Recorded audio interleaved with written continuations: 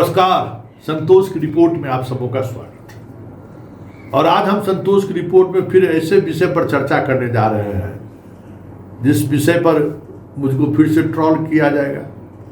क्या करें भाई, हम पत्रकार हैं, हम आदत से लाचार हैं। हम तुम्हारा समर्थक हो ही नहीं सकते हैं, किसी का समर्थक नहीं हो सकता है। जो दिखेगा वो कहेंगे, तुमको अच्छा लगे या ना लगे। हम बात प्रशांत किशोर की कर रहे हैं। हम 2 सप्ताह से इंतजार कर रहे थे कि सैटरडे और शनिवार को स्वघोषित जो प्रशांत किशोर का कार्यक्रम था कि हम भ्रष्टाचारियों के खिलाफ जो अभियान की शुरुआत की है उसको हम एक्सपोज करेंगे। पिछले सैटरडे संडे को जब नहीं हुआ तो इनके चाहने वाले लोगों को हमने फ़ोन किया था कि अरे भाई, आज मंगल पांडे और प्रत्यय अमृत के बारे में कुछ खुलासा करने वाले थे, आज आपके साहब लापता है, कुछ अभी तक प्रेस कॉन्फ्रेंस नहीं हुआ है। अरे संतोष जी धैर्य रखिए, एकदम होगा, पूरा हम लोग मटेरियल जुटा रहे हैं और मटेरियल जुटा रहे हैं। हम कहा अच्छा, नेक्स्ट सैटरडे संडे भी बीत गया, कहीं कुछ नहीं। और आज फिर 1 सप्ताह का कार्यक्रम घोषित हो गया, उसमें तो दूर दूर तक पटना में रहने का कार्यक्रम नहीं है। तब कुछ समझ में नहीं आया कि हो क्या रहा है, क्योंकि कल ही एक अमेरिकन बेस्ड मैगजीन कहिए, यूट्यूब पर खबर कहिए, उसमें बिहार के ब्यूरोक्रेट का भी नाम आया है।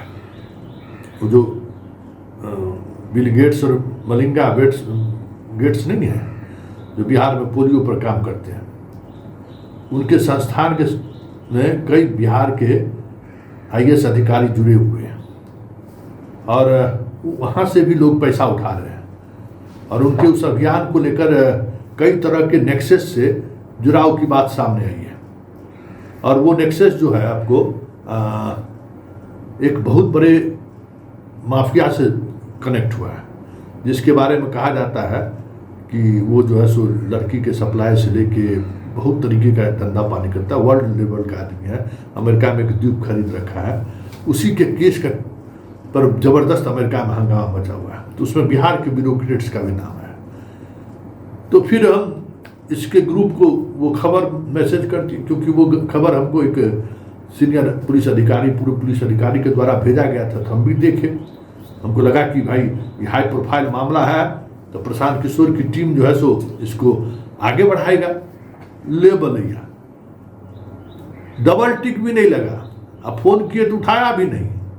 फिर बाद में बात करता है, कहा कि अभी हम लोग यात्रा पर ज़्यादा दिमाग दे रहे हैं। हम कहते भाई, इससे बड़ी बात क्या होगा, इसको फॉरवर्ड करो ना भाई। सब पत्रकार, लंदन वाला पत्रकार तो तुम ही लोगों का मित्र मंडली का लोग हैं भाई, तुम लोगों का नेतृत्व बड़ा है ना। ये क्या है, कौन है बिहार का ब्यूरोक्रेट्स जो गेट्स मामले में जो है सो नाम आ रहा है। यूपी सरकार कार्रवाई शुरू कर दी है, कुछ नहीं हुआ। तब हमको लगा कि ना, सवाल तो उठाना चाहिए। याद करिए इसके पुराने प्रेस कॉन्फ्रेंस को। प्रशांत किशोर पुराने प्रेस कॉन्फ्रेंस में सम्राट चौधरी के बारे में बोला कि भाई इसका सर्टिफिकेट दिखाएंगे। आज तक दिखाया क्या? हमको तो याद नहीं है कि सम्राट चौधरी के सर्टिफिकेट के बारे में जो ये चर्चा इन्होंने किया, उस सर्टिफिकेट को उन्होंने उजागर किया हो कि सम्राट चौधरी 5वीं फेल है या जो भी है। जैसे 9वीं फेल बार बार तेजस्वी को कहता है, सम्राट चौधरी के बारे में भी एक कार्यक्रम में इसी तरीके से संकेत दिया था। अभी तक तो कुछ नहीं किया। जायसवाल के मामले में पंजाबी परिवार को सामने लाने के बाद आगे कई तरह के मामला बढ़ने की उम्मीद थी। कोर्ट में जाने की बात हो रही थी, क्या गए इधर ना? नहीं ना। मंगल पांडे के बारे में क्या क्या बोले थे, याद है?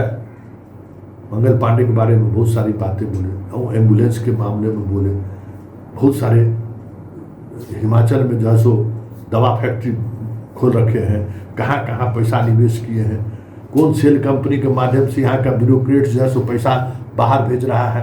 बहुत सारी बातें इन्होंने कही थी। अब उस पर बोल क्यों नहीं रहे?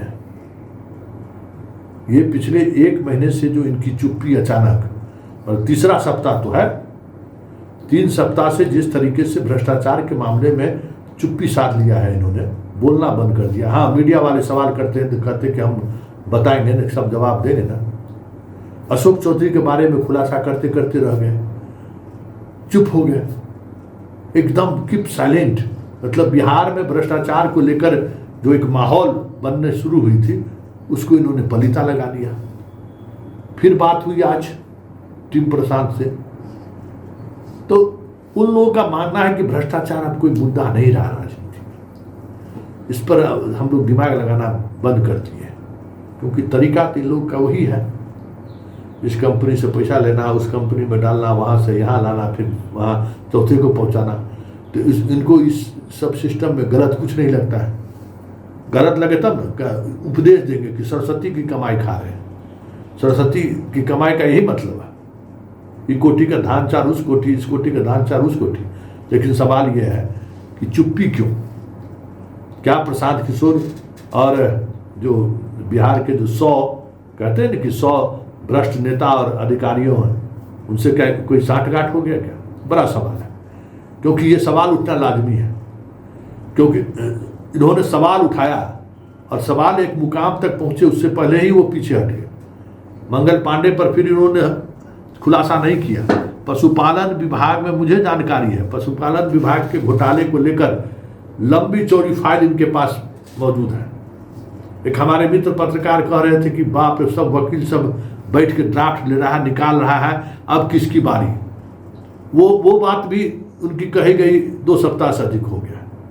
मतलब अब चर्चा होनी शुरू हो गई। लोग हमसे भी फोन कर रहे हैं कि संतोष जी आप भ्रष्टाचार पर बड़ी बात कर रहे थे प्रशांत किशोर। हाँ, तो भाई उनके पास क्षमता है, वो उस चीज़ों को निकलवा सकते हैं। गिरी जी जैसे वकील उनके पास है, पैसे का संसाधन है, IAS IPS की पूरी टीम उनके पास है, वो सीक्रेट डॉक्यूमेंट्स को भी निकलवा सकते हैं, इतनी ताकत उनके पास में। लेकिन कुछ नहीं, ढाक के 3 बात। तो बिहार है ना, यहाँ ज़्यादा दिन बकरीती नहीं चलता है। कहीं न कहीं किसी न किसी कोने से सवाल खड़ा होना शुरू हो जाता है। तो मेरा यही सवाल है, क्या प्रशांत किशोर जी मिल गए? हो गया डील? कह दीजिए। इतना बड़ा भ्रष्टाचार पे बात करके चुप्पी क्यों साध दिए?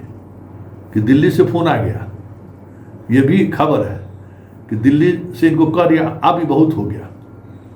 अब इसलिए देखते हैं भाजपा नेताओं का टोन बदल गया प्रशांत किशोर को लेकर। अब सर कहता है प्रशांत किशोर को, सब भाई जी कहने लगा है। कहीं उस टोन बदलने के पीछे दिल्ली का फोन का दबाव तो नहीं है? आपकी चुप्पी उस दिल्ली के उस फोन कॉल की वजह से नहीं है? बड़ा सवाल है। और सुन लीजिए, इनको अब मुख्यमंत्री बना दीजिए, तभी भ्रष्टाचारी पर कार्रवाई करेंगे। ऐसा भी हुआ है, पहले भ्रष्टाचारी से लड़ेंगे नहीं, इनको पहले जिता दीजिए तभी कार्रवाई करेंगे। जरा सुन लीजिए क्या कह रहे हैं। हर जगह से आपकी भलाई करते नजर आ रहा था, क्या कुछ करती है प्रशांत जी? भाई दिलीप जायसवाल चाहे हमारा जितना तारीफ कर लें, उनको छूटना नहीं है। बात दिलीप जायसवाल की नहीं है, बिहार में जो 100 सबसे ज्यादा भ्रष्ट नेता और मंत्री हैं, उनको मैं आग्रह कर रहा हूं कि आप लोग अभी से भगवान का पूजा करना शुरू कर दीजिए, क्योंकि अगर कहीं जन स्वराज की सरकार बनी तो ये 100 भ्रष्ट नेता और अफसरों को जेल जाना है, और इनके परिवार से, आने वाली पीढ़ी से इनका एक एक पैसा वसूला जाएगा। ये बात, इसका नंबर है तो अभी आपको जब प्रेस करेंगे तो दिखेगा। जो भी भ्रष्ट नेता है, जो भी भ्रष्ट अफसर है, जन स्वराज की व्यवस्था बनेगी। उन्होंने बिहार को लूटा है, हम लोग उनको छोड़ेंगे नहीं।